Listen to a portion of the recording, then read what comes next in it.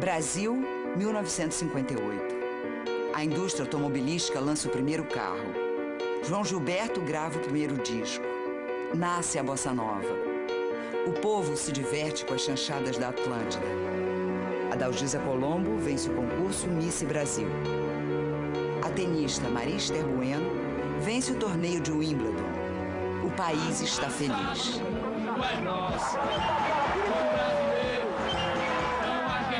29 de junho.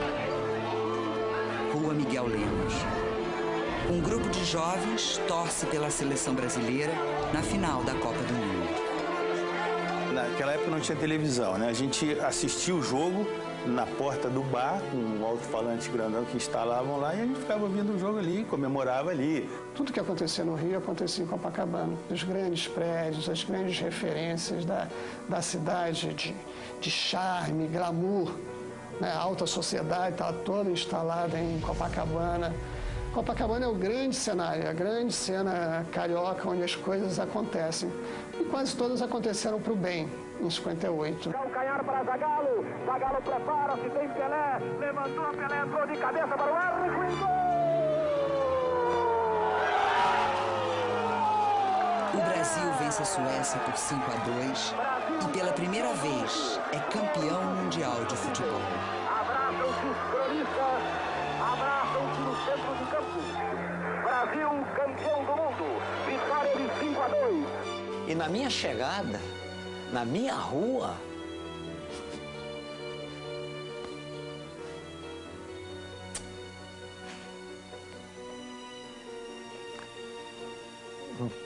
um pit stop. Não sou da Fórmula 1, mas quando a gente tem que dar uma parada. Foi qualquer coisa assim de extraordinário, porque eu estou pensando que está tudo vazio, que não havia ninguém, então foram me carregando de onde eu estava no carro, me tirando e me levando até a entrada do apartamento onde eu morava. E eu parecia até um presidente da República. 15 dias depois da festa da vitória, uma tragédia choca o país. Uma jovem de 18 anos é jogada de um prédio em Copacabana. O nome dela, Aida Cury. Foi um dia triste no meio de uma data gloriosa, de um ano glorioso. Me lembro disso, foi uma coisa que mexeu com a população toda, né? Todo mundo ficou acompanhando aquilo com um desgosto horrível, né? Depois que houve esse crime, minha mãe queria saber exatamente aonde eu ia, com quem ia, não podia entrar em carro de rapaz nenhum, se tem carro, esse não presta. Então ficou um negócio meio neura. Ficou neurótico. A única coisa que não tinha dado certo em 58, o acontecimento mais triste do período tinha sido justamente o crime da Aida Cury. One day, see a strange little girl look at you. One day, see a strange little girl feeling blue. She didn't know how to live in a town that was rough.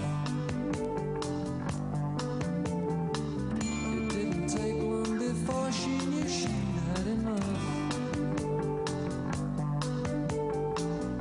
Walking home in her wrapped up world, she survived, but she's feeling old, 'cause she found all things cold. Strange little girl, where are you going? Strange little girl, where are you going? Do you know where you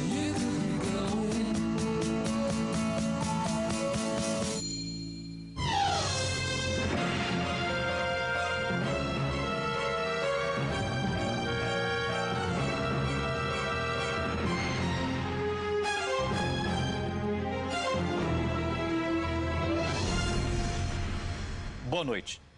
O Linha Direta à Justiça continua a série jornalística sobre os crimes que marcaram o país. No programa de hoje, você vai conhecer a história de Aida Cury, uma jovem que pensava em ser freira e morreu vítima da própria ingenuidade. Ela não percebeu a malícia de seus assassinos e pagou com a própria vida. O lema de Aida Cury era: antes morrer do que pecar. Eu a considero uma santa, tá? Até faço meus pedidos a ela quando estou em apuros. Aida Cury nasceu em Belo Horizonte no dia 15 de dezembro de 1939. De família católica, Aida tinha 4 irmãos.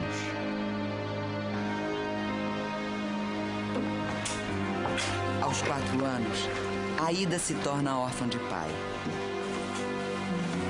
A mãe dela resolve se mudar para o Rio de Janeiro com os filhos. Então, dorme bem, minha filha. Mãe, eu tô com saudade do papai.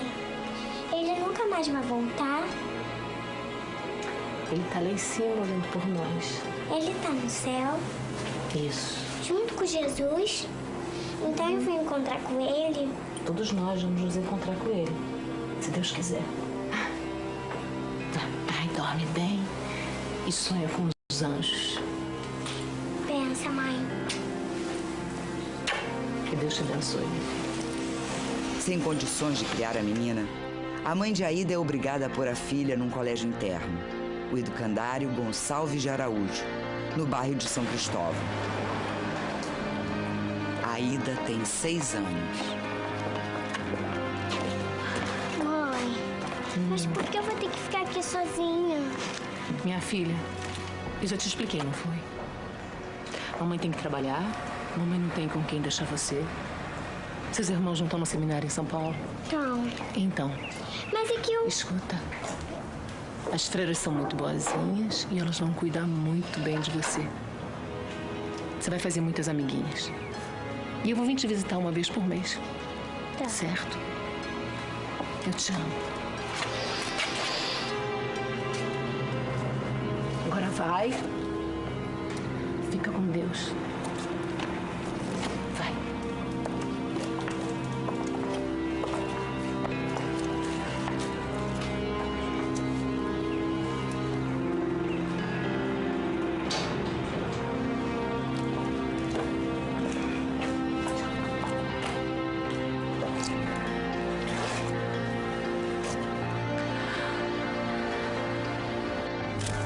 Aida se adapta bem ao regime severo do educandário. Ela se torna uma referência para as outras internas. Até hoje, as amigas lembram de Aida com saudade e admiração. Os boletins da Aida eram os melhores, sempre com 10 em todas as matérias. Era uma pessoa estritamente religiosa, gostava muito de música sacra. Ela gostava muito de tocar piano. 10 anos se passam. Aida é uma jovem religiosa, apaixonada pela vida no educandário. Aida, você não sente falta? De quê? Do mundo lá fora. Esse mundo não me interessa. Puxa, Aida, vai dizer que você não gostaria de passear por aí? Encontrar um rapaz bonitão?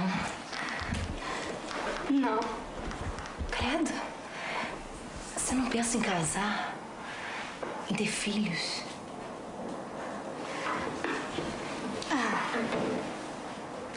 Se um dia eu encontrar um rapaz de confiança, quem sabe? Pode ser. Mas eu ainda não me decidi se vou me tornar noiva de Jesus.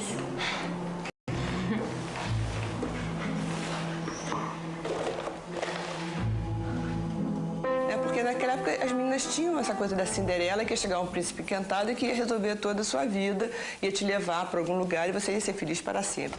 Era uma pessoa que comungava todos os dias e ela falava muito sobre Jesus, sobre a caridade, sobre as virtudes. Era, assim, uma pessoa fora do comum. Nós aprendíamos a ser boas donas de casa, nós éramos educadas para o lar também, sempre com o espírito voltado para a religiosidade.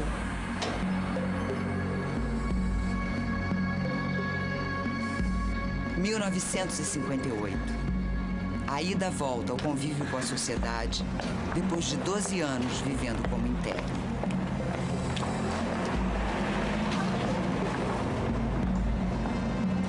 Imagine uma criança entrando aos 6 anos de idade numa escola, só saindo aos 18 anos.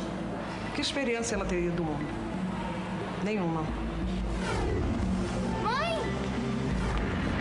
Tá.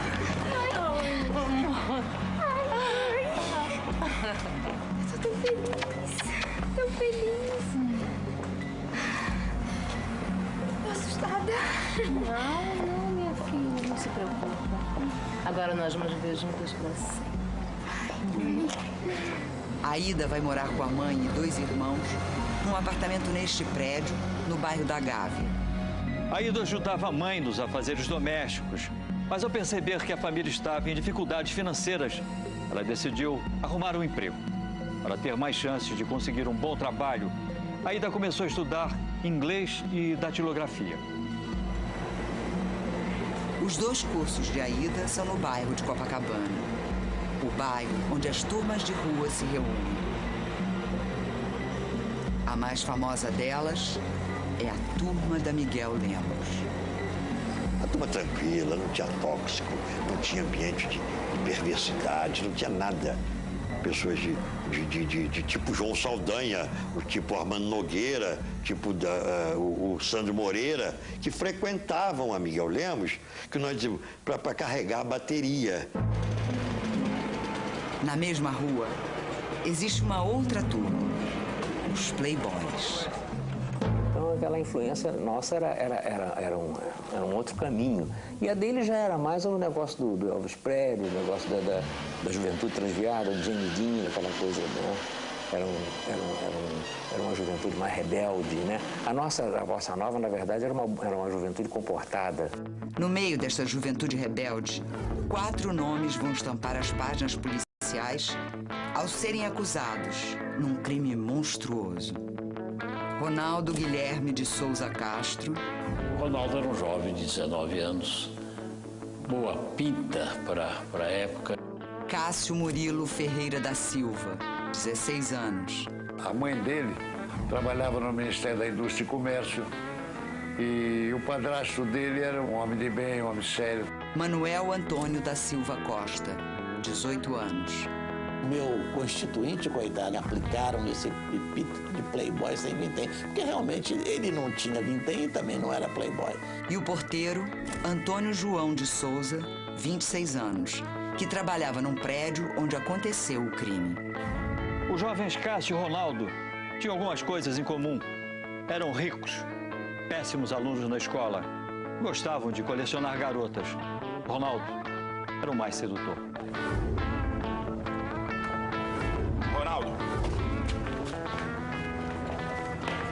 Ronaldo, tá indo pra onde, cara? Eu? Vou encontrar um broto lá na Barão. Você tá doido, cara? A turma de lá vai te quebrar, Ronaldo. Que isso, meu chapa? Tu chapa, Manel. Tá achando que eu vou dar sopa pra uma coronga? Manel. Eu fazia parte dessa cultura jovem que estava surgindo, essa cultura jovem que estava absolutamente perdida, né? Estava muito baseada na violência. Comparando com a violência de hoje, até uma bobagem, né? Mas havia essa cultura da violência, da gangue de rua, das brigas entre as gangues, das brigas de corrente, a violência da velocidade das motos. Ronaldo e Aida Cury não se conheciam, mas um encontro entre os dois estava prestes a acontecer. O local, Copacabana. A data, 14 de julho de 1958. Nesse dia, a mãe de Aida teve um pressentimento. Eu me preocupo com você andando em Copacabana. A cidade está cheia de depravados. Eu sempre cuidado, dona Jamila. E olha, Jesus está comigo, me protegendo. Eu sei. Mas de qualquer maneira, não confie em ninguém, filha. Não vai querer imitar essas meninas que se dizem modernas. Mãezinha, não se preocupa. Eu nunca vou querer que a senhora se envergonhe por minha causa. Se alguém tentar encostar um dedo em mim, eu luto até morrer. 6h30. A Aida e a amiga Lione saem da aula de datilografia.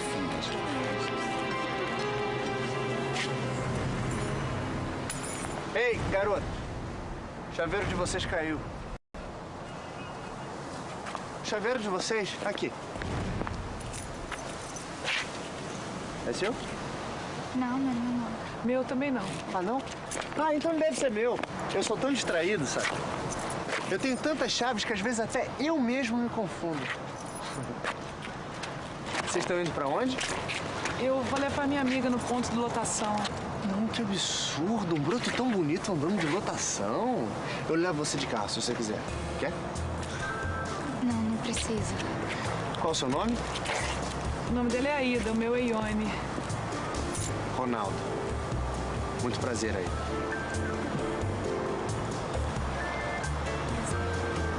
Ai, que engraçado. Você também usa óculos. Que coincidência. É, só pra ler. Só pra ler? Deixa eu checar uma coisa. Se o grau dos seus óculos é muito diferente dos meus. Nossa.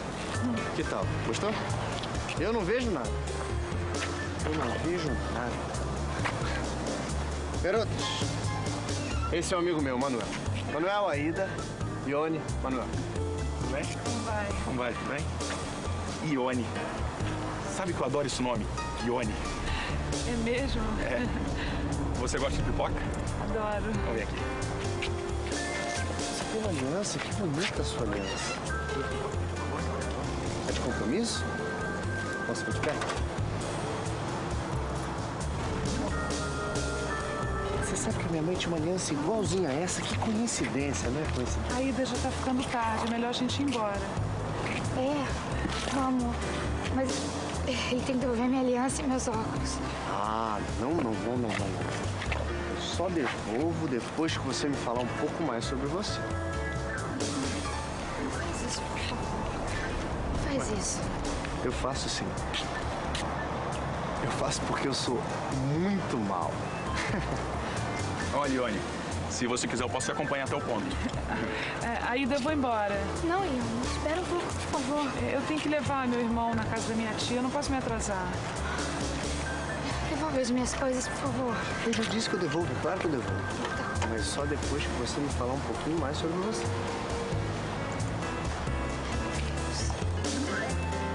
Fica tranquilo. Eu levo a Aida no ponto. Ela tem que chegar em casa antes das 8, hein? Eu já disse, não precisa se preocupar. Eu vou cuidar muito bem da sua amiga. Até logo. Me leva lá? Claro. Vamos. Até logo. Então, vamos dar uma volta?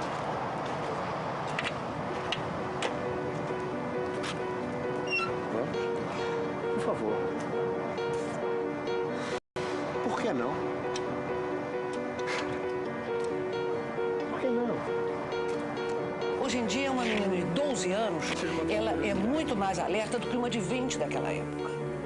Então, eu acho que a ingenuidade dela, lamentavelmente, foi contra ela. Quer dizer que você nunca viu a praia de Copacabana lá de cima, não? Você nunca viu? Não acredito. Não acredito. Não é possível. É verdade. Nunca vi. Pois eu vou lhe apresentar. Vou lhe apresentar. A conclusão que eu tirei é que a Aida era uma moça realmente ingênua e que tinha suas fantasias. Porque ela foi com muita facilidade, subiu com muita facilidade, não só no edifício Rio Dobre, como antes num outro edifício perto, onde havia um apartamento do amigo do Ronaldo. O amigo de Ronaldo morava neste prédio, também na Avenida Atlântica.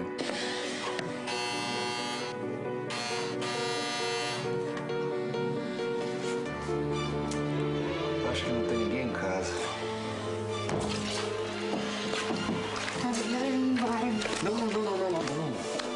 Não, se antes você vê a paisagem mais bonita do mundo. Não. Então devolve os meus óculos. Seus óculos? Claro que eu devolvo.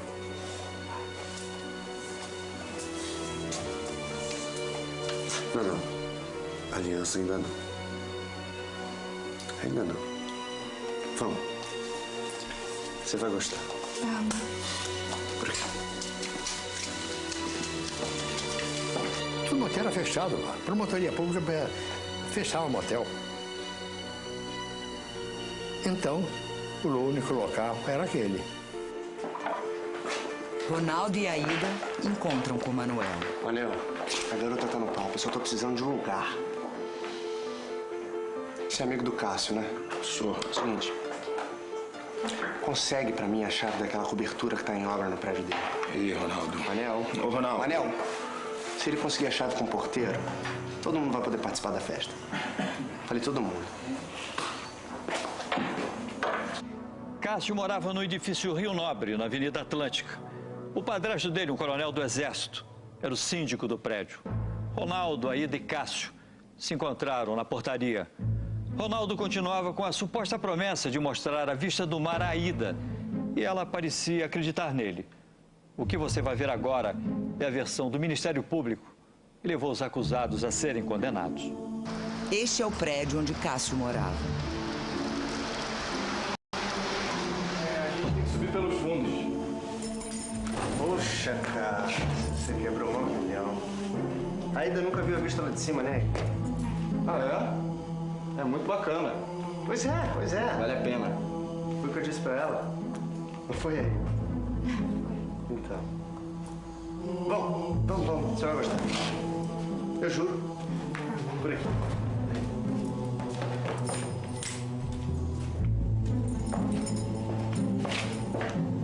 Então subiu com ela para pensando que ela fosse realmente ter relações sexuais com ele.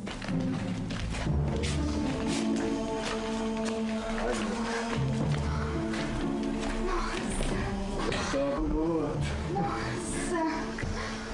Lindo! Beleza.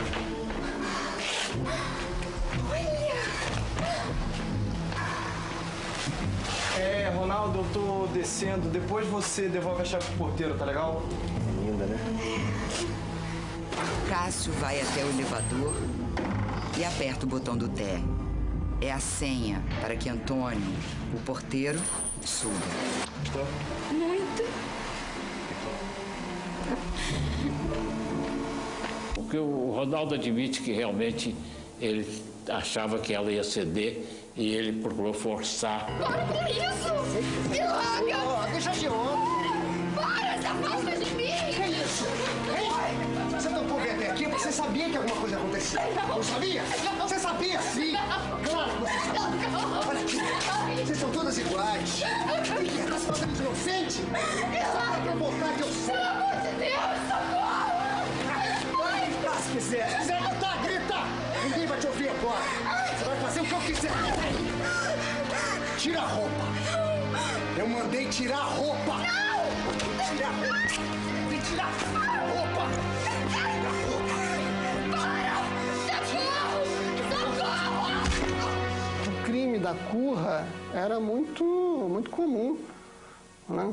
Era a versão, nos anos 50, do estupro. Estupro hoje é um acontecimento ligado à marginalidade, às baixas classes sociais. A curra era um acontecimento de classe média. No próximo bloco. Em defesa, Aida Cury morre ao tentar resistir.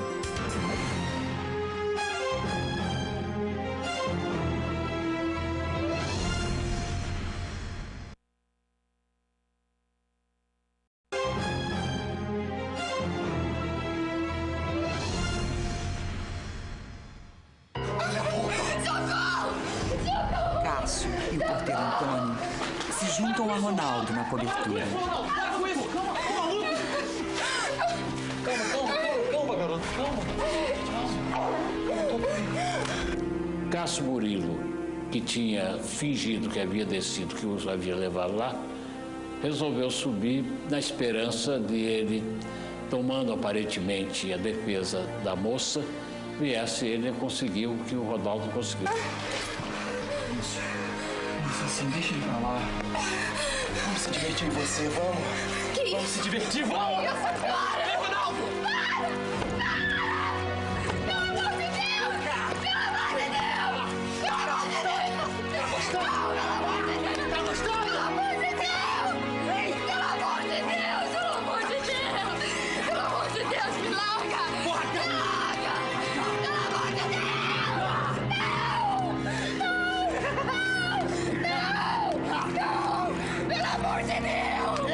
Ela teria resistido, teria desmaiado e eles, supondo que ela estivesse morta, jogaram lá de cima, pura e simplesmente. Acorda, garota, acorda! Merda! Merda! Merda!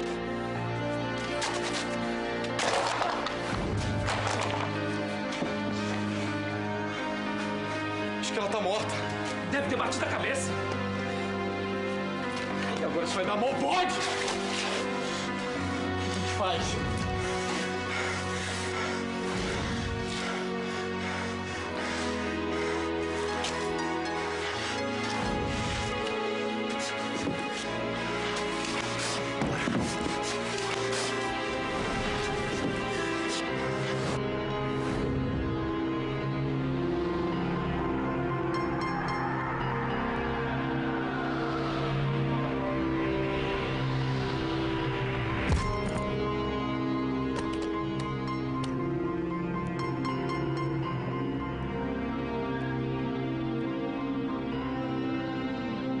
Vamos anular o que nós fizemos, tal, joga lá de cima como se fosse um bicho?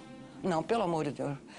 Não, eu não consigo até hoje engolir legal. Logo, um grupo de jovens se aproxima. Entre eles está Beethoven. É a garota que tava com o Ronaldo. Beethoven vê quando Ronaldo sai pela portaria da frente. Uma testemunha que a família queria que o acusasse viu Ronaldo sair quando o corpo tinha acabado de cair. A mãe de Aida está preocupada porque a filha ainda não chegou. Aida? Oh, Roberto. Ai, minha filha, pensei que fosse sua irmã. Ela não chegou? Não, eu tô preocupada. Aida nunca chega depois das 8. Ah, mamãe, não se preocupa não. Ela deve ter perdido lotação. Daqui a pouco ela tá aqui, tá?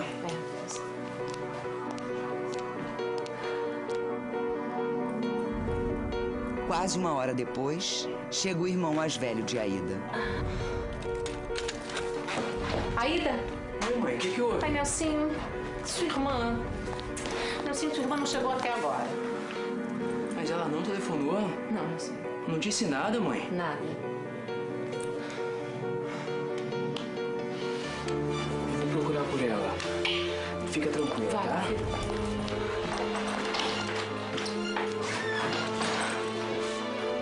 O irmão mais velho de Aida vai até a escola de datilografia em Copacabana.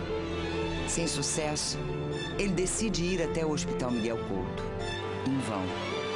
Ele então volta a Copacabana e atravessa toda a rua Miguel Lemos até a Avenida Atlântica. Licença, Aida! Aida! Aida! Aida! Aida!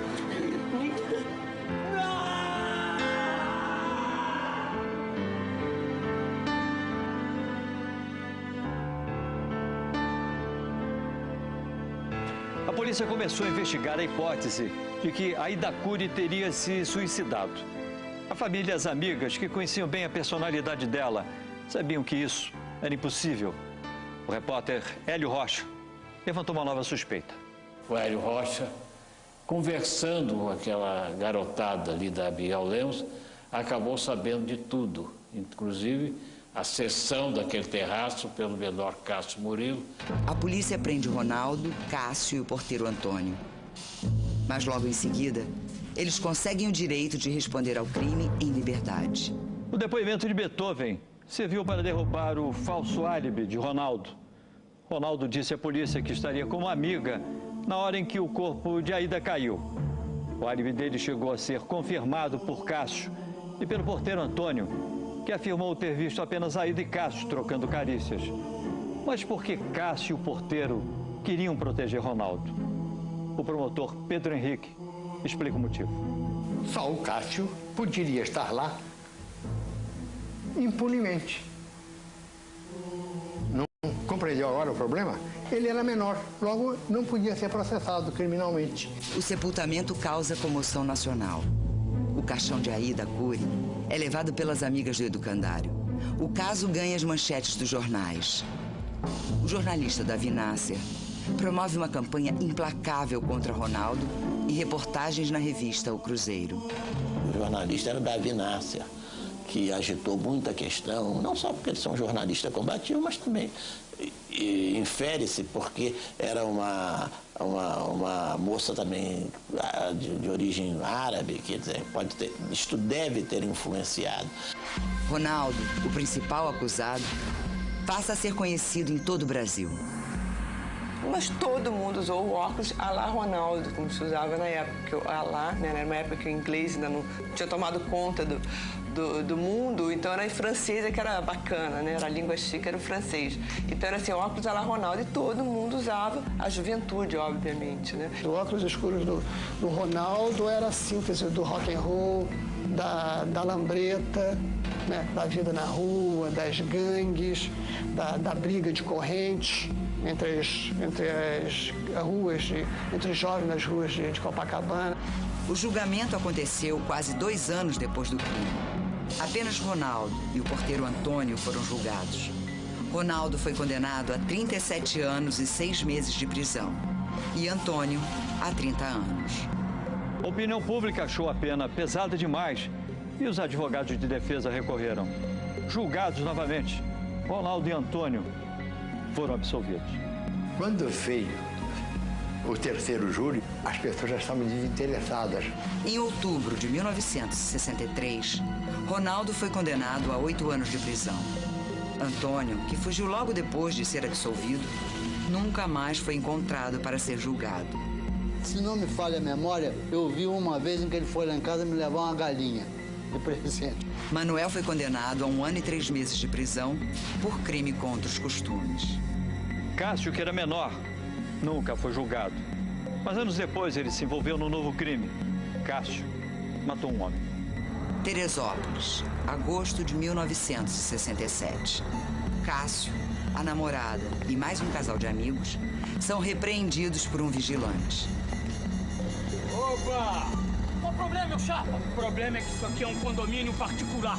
E não dá pra ficar de sacanagem aqui dentro, não. É mesmo. O senhor sabe com quem tá falando? Não interessa. Documento, seu moleque.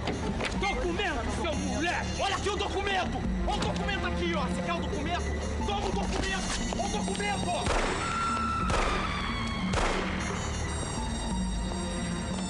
Cássio foi julgado e condenado a 30 anos de prisão. O advogado dele recorreu e Cássio conseguiu o direito de aguardar a nova decisão da Justiça em liberdade. Livre, Cássio fugiu do país e só voltou 20 anos depois, quando a sua condenação já não tinha mais validade. Depois da morte do padrasto e da mãe, Cássio passou a viver de herança. Ele vendeu os bens da família, inclusive o apartamento do prédio, de onde a Idacuri foi jogada.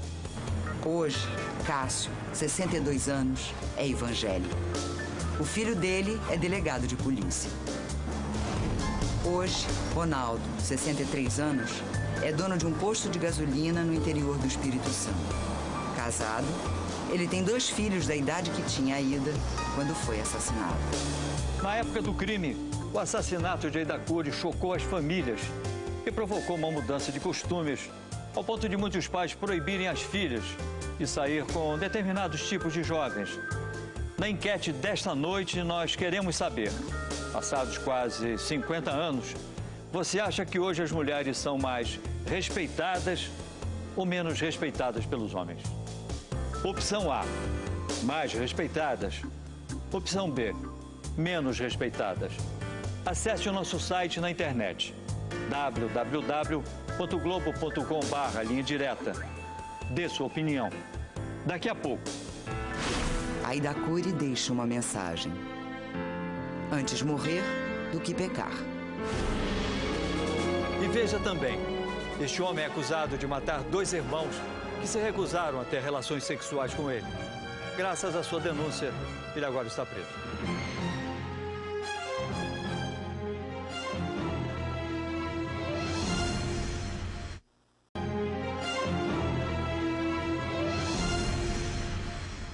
Procurado por Linha Direta Justiça, Ronaldo não quis gravar entrevista. Ele disse apenas uma frase: "O Rio de Janeiro me absolveu". Os parentes de Aida preferiram não falar. Aida Cury virou nome de rua. O corpo dela está enterrado no cemitério do Caju. Na lápide, a frase: antes morrer do que pecar. A mesma frase dita por Maria Goretti, uma camponesa italiana que resistiu à fúria de um tarado sexual, pois não queria perder a pureza. Maria Goretti foi santificada pela Igreja Católica. E a Aida pode ter sido a Maria Goretti do Brasil. Foi uma luta pela honra, pela dignidade, pela família dela, pela congregação e pela instituição onde ela estudou. E chegou o momento dela, por isso eu tenho plena certeza, no meu modo de ver, que ela está no céu, pedindo por todos nós.